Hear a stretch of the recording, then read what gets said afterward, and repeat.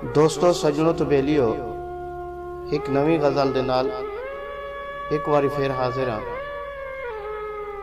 जे तंग होवे साडी जात कोलो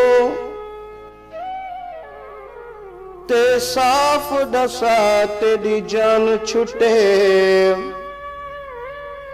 रब तू मंगी जैनी ठेंदी मंग देख दुआ तेरी जान छुटे।